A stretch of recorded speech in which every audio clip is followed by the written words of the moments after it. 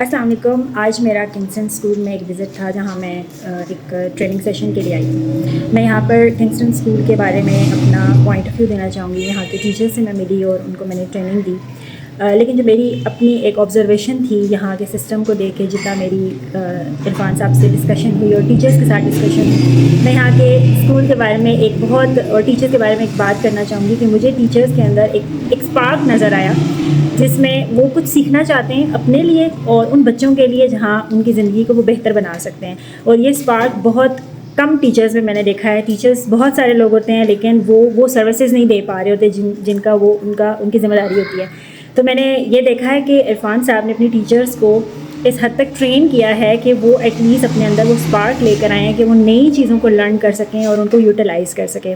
اور عرفان صاحب کے ساتھ یہ بھی ڈسکشن ہے کہ وہ اپنے اسکول میں کس طرح کے ماڈلس کو لے کر چل رہے ہیں. اسپیشلی جیسے ڈی این اے کی جو ریپیئرنگ کا انہوں نے ایک پروسیس مجھے بتایا، وہ بہت امیزنگ ہے. اور انہوں نے اس کے جو پازیٹیو افیکٹس بتائے اور اس کے جو پرفارمنس کے اوپر ان کے افیکٹس میں نے دیکھے وہ مائنڈ بلوئنگ ہے.